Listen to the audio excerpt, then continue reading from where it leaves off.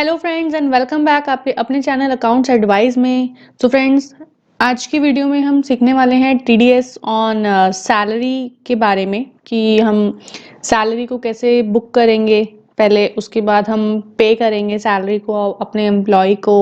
Okay.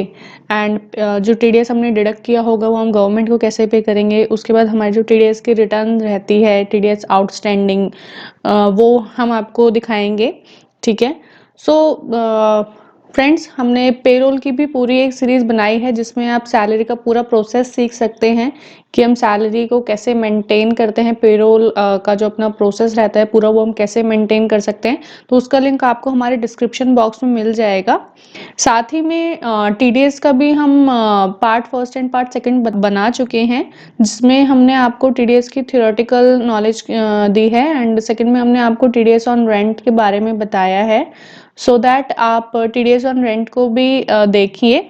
उसके according हम TDS on commission interest के पर्टिकुलर कॉन्फ़िगरेशन कैसे कर सकते हैं, आपको आइडिया लगेगा। ओके। एंड इस वाली वीडियो में हम आपको टीडीएस ऑन सैलरी के बारे में बताने वाले हैं। और वीडियो को स्टार्ट करने से पहले अगर आपने हमारे चैनल को सब्सक्राइब नहीं किया है तो टैली प्राइम की न्यू अपडेटेड वीडियोस के लिए चैनल को सब्सक्राइब करिए।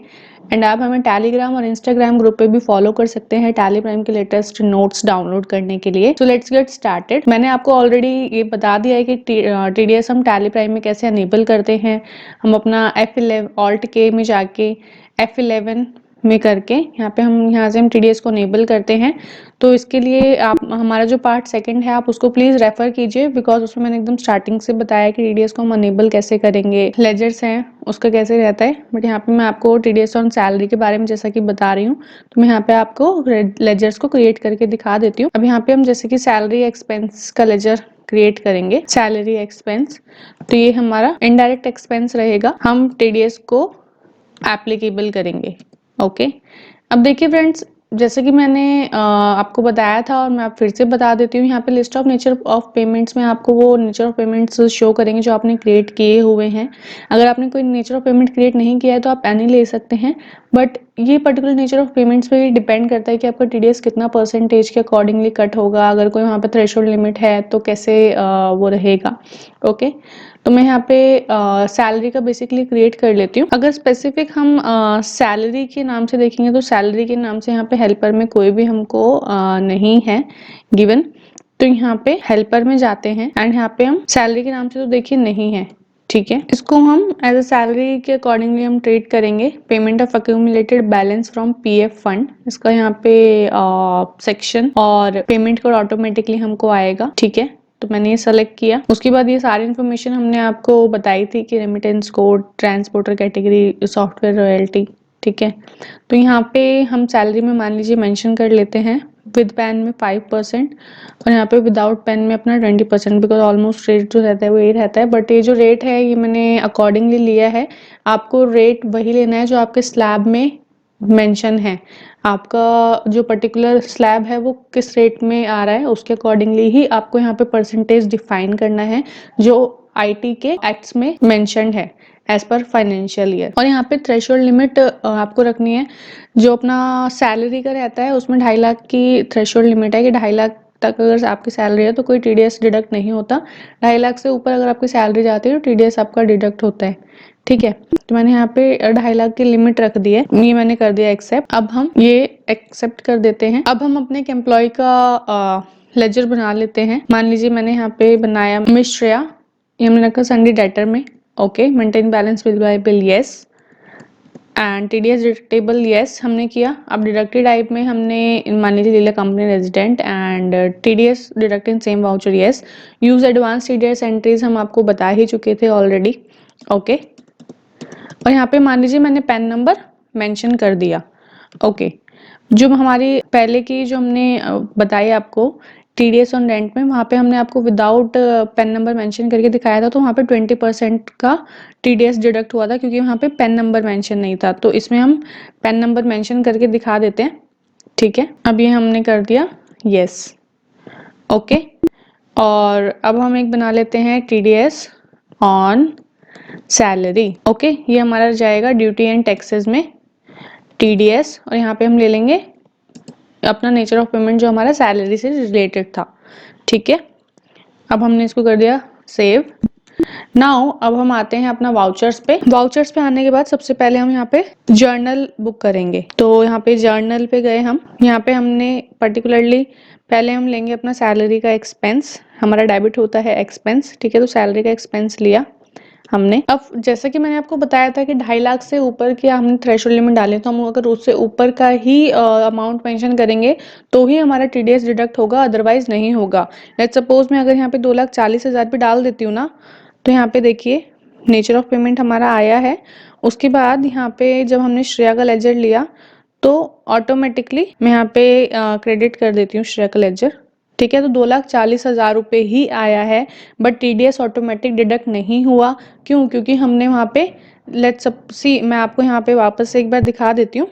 ये मैंने कंट्रोल एंटर किया, यहाँ पे देखिए जो हमने थ्रेशोल्ड लिमिट मेंशन की हुई है ना, वो 2,50,000 की हुई है। तो जब तक हम अपने इनवॉइस को 2,50,000 या उससे ऊपर का नहीं बनाएंगे तो हमारा टीडीएस ऑन सैलरी डिडक्ट नहीं होगा। ओके।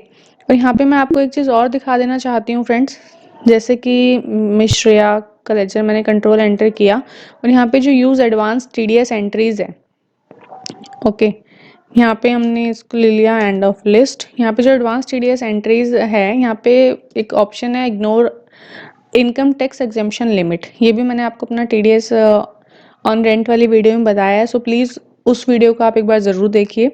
तो यहाँ पे ignore income tax exemption limit यहाँ पे अभी हमने अनडिफाइन की हुई है। अगर हम इसको अनेबल कर देते हैं ना, तो हमारी जो भी थ्रेशोल्ड लिमिट हमने दी है हमारे नेचर ऑफ पेमेंट में, ये उसको इग्नोर कर देगा ऑप्शन। और अगर हमने हमारे इनवॉइस में 2,30,000 या 50,000 भी इवन अगर हमने मेंशन किया है तो हमारा टीडीएस डिडक्ट होके आएगा। लेट सपोज कि मैं इसको अभी एप्लीकेबल कर देती हूँ और इस पे कराया, इस वाले नेचर ऑफ पेमेंट पे मैंने, ठीक है। तो मैंने इसको एप्लीकेबल कर दिया, सेव कर दिया। सी नाउ, पहले यहाँ पे 2,40,000 रुपये लिखा था, लेकिन जैसे ही मैंने उसको सेव करके एंटर किया तो यहाँ पे ऑटोमेटिकली टीडीएस को डिडक्ट कर लिया 2,28,000 रुपये। तो यहाँ पे 5% के अकॉर्डिंग किया है, क्योंकि श्रेया का पैन नंबर हमने दिया है ऑलरेडी। अगर श्रेया का पैन नंबर हमने नहीं दिया होता तो ये 20% के अकॉर्डिंगली ही डिडक्ट करता। ओके, अभी कितना किया है? 5% के अकॉर्डिंगली किया है। यहाँ पे मैं आपको दिखा देती हूँ, अगर 2,40,000 का 5% हमारा रहेगा 12,000, ओके। और 2,40,000 में से हमको माइनस करना है 12,000, तो 2,28,000, ठीक है। तो 5% डिडक्ट हुआ है, अगर पैन नंबर नहीं होता तो 20% होता। नाउ अब मैं इसको बैक कर देती हूँ। अब हम वापस से अपने इनवॉइस रिकॉर्ड कर लेते हैं अपने थ्रेशोल्ड लिमिट के अकॉर्डिंग। ओके, तो यहाँ पे सैलरी एक्सपेंस किया और हमने ये मेंशन कर दिया 3 लाख के अकॉर्डिंग। ओके, और ये मॉडिफाइड टेक्स्ट डिटेल्स को यस कर लेते हैं। यस, ये हमारा नेचर ऑफ पेमेंट हो गया। ओके, और हमारा क्रेडिट हो जाएगा श्रेया की सैलरी हमको प्रोवाइड करनी है। ओके, तो यहाँ पे देखिए ऑटोमेटिकली 2,85,000 यानी कि टीडीएस हमारा ऑलरेडी डिडक्ट हो चुका है ऑटोमेटिक। जब हम यहाँ पे एंटर करेंगे तो हमको बिल वाइज डिटेल्स का ऑप्शन आएगा, क्योंकि हमने श्रेया के लेजर में maintain bill bye bill option को अनेबल किया था। तो हम जब यहाँ से एंटर करेंगे तो ऑटोमेटिकली न्यू रेफरेंस ले लेगा ये। ओके, और यहाँ पे 15,000 हमारा जो है वो टीडीएस डिडक्ट हो गया है। अब यहाँ पे हम ले सकते हैं टीडीएस ऑन सैलरी, ये हमारा बुक हो चुकी है हमारी सैलरी। मैं आपको टीडीएस दिखा देती हूँ, TDS outstanding. Okay, statutory reports TDS outstanding. तो देखिए अभी हमने पे नहीं किया, इस वजह से आउटस्टैंडिंग में हमको शो कर रहा है। ओके, एंड यहाँ पे ये 26 क्यू में भी हमको शो कर रहा है कि हमारा टैक्स डिडक्टेबल है जो वो इतना है, डिडक्टेड इतना है। अब यहाँ से अगर हमको स्टैट पेमेंट करनी है, मतलब डायरेक्ट गवर्नमेंट को, तो हम यहाँ से भी कर सकते हैं स्टैट पेमेंट। बट अभी पहले हमको हमारे जो श्रेया है उनको हमें पेमेंट करनी है, ठीक है। तो यहाँ से हम पेमेंट करेंगे। पहले हम गए वाउचर्स पे, हमको जाना है F5 पे। आफ्टर दैट हम बैंक से करेंगे। हमने लिया श्रेया का लेजर और उनकी जो पेमेंट थी वो कितनी थी? 2,85,000, राइट। जो 15,000 का था वो डिडक्ट हो गया था हमारा टीडीएस। अगेंस्ट रेफरेंस आ गया ये। ओके, नाउ यहाँ पे आपको अपने बैंक की डिटेल्स मेंशन कर देनी है। यस, चलिए फ्रेंड्स, अब मैं आपको जो गवर्नमेंट को पे करना है टीडीएस ऑन सैलरी, वो मैं डायरेक्ट आपको 26 ऐसे शो करती हूँ कि हम कैसे पेमेंट करेंगे to the government. Okay, display more reports, statutory reports and TDS reports, then form 26Q। अब देखिए यहाँ पे हमको शो तो कर ही रहा है हमारा डिडक्शन एट नॉर्मल रेट, तो यहाँ पे जो टैक्स डिडक्टेबल है वो 15,000 है।